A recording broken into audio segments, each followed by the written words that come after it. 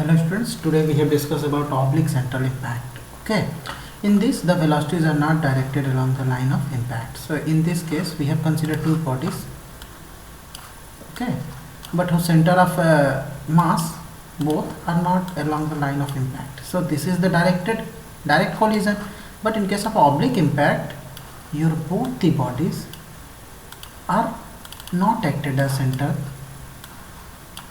Okay, it makes an angle. Okay, so what is this?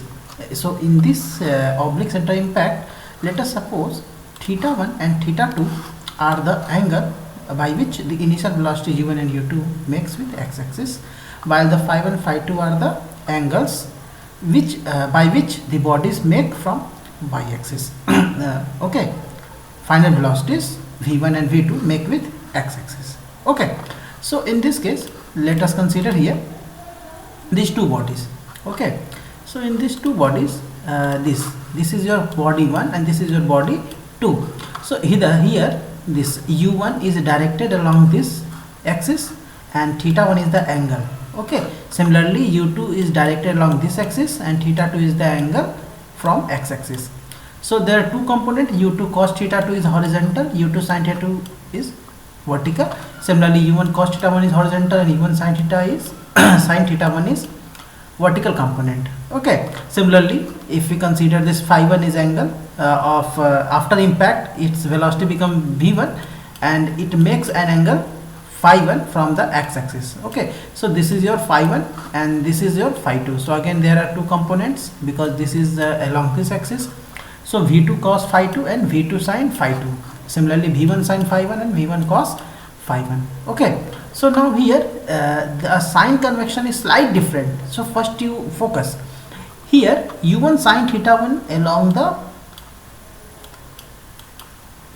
negative x-axis, while the v1 sin phi 1 is along the positive y-axis, while this is along negative axis and this is your positive axis.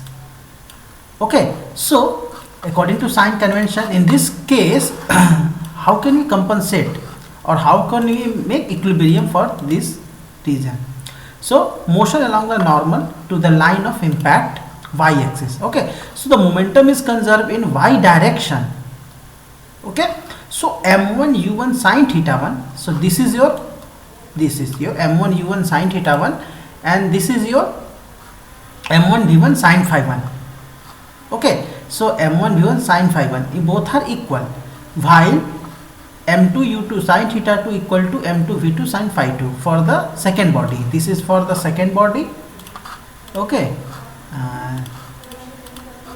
this is for the first body and this is for the second body. So by solving this equation we found that u1 sin theta 1 is v1 sin phi 1 and u2 sin theta 2 is v2 sin phi 2. Okay, similarly motion along line of impact means along the horizontal axis. So here if you you can see here that this is both are equal, means if both are directed along the axis means both quantity is equal with each other, while in this case these two components are acting opposite to each other, means their summation is equal to their summation, means their addition u1 cos theta 1 plus u2 cos theta 2. Okay, so in this both components are along acted towards, while in the case of this case both are separated with each other, means both these component are written in terms of this. Okay, m1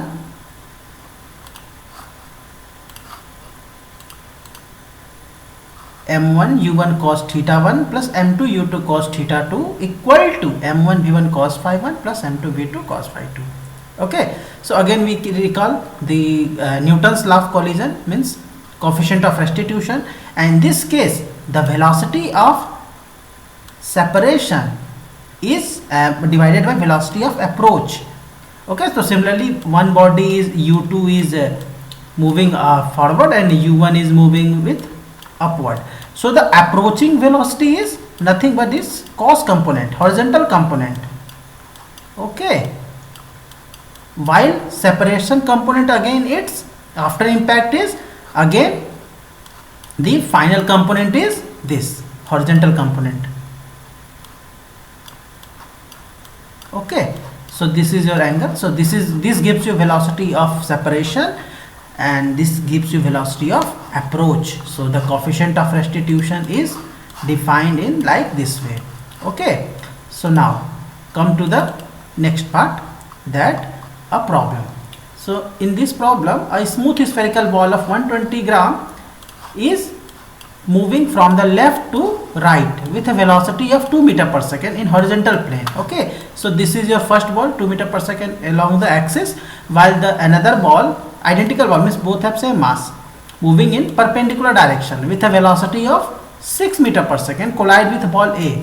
Okay, so determine the velocities of both balls after the impact.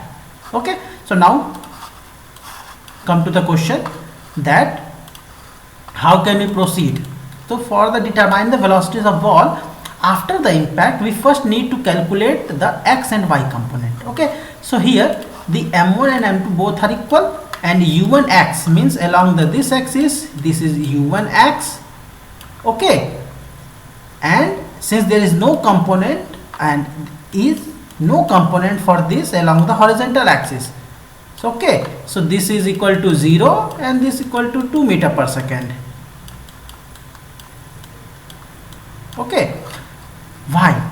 Another part is, so according to linear moment of conservation, so m1 u1 x plus m2 u2 x equal to m1 v1 x plus m2 v2 x. So put the values 0.12 into 2, this is u1 x is 2 meter per second, while 0.12 into 0 because there is no horizontal motion of the second ball. Similarly, let v1 x is the horizontal motion after the impact of first ball. This is your horizontal motion after the impact of first ball, and this is the vertical motion the horizontal motion of the second ball after the impact. Okay, so by solving this equation we found that the v1x plus v2x equal to 2. Okay, so now the second, how we made the second equation is, as we know that both high impact are perfectly elastic. Okay, so according to again coefficient restitution, velocity of separation divided by velocity of approach equal to 1. So by using this we found that this is the equation, and by solving this we found that v2x is 2 meter per second and v1x is 0, means the second ball gains the speed of first ball while the first ball is taken to rest. Okay, similarly for y direction, so again for y direction same, but u1 y is 0 because there is no motion along the y axis for the first ball, while the second ball is moving vertically with 6 meter per second. So m1 u1 y plus m2 u2 y, m1 v1 y plus m2 v2 y. So again putting the values of this m1 m2 u1 y u2 y m1 v1 y and v2 y, we found that this is the final expression. Okay, so again we made the next second equation using the coefficient restitution, and it found to be v2y minus v1y equal to minus 6. So again by solving 3 and 4 we found that v1y equal to 6 meter per second and v2y equal to 0. Okay, so again the resultant velocity for VA is v1x square plus v1y square, and we found that 6 meter per second, while the alpha, the resultant angle, is pi by 2. And similarly for ball B we found that this is 2 meter per second resultant velocity and the resultant angle is 0. Okay, so thank you. We discuss one more problem in next lecture.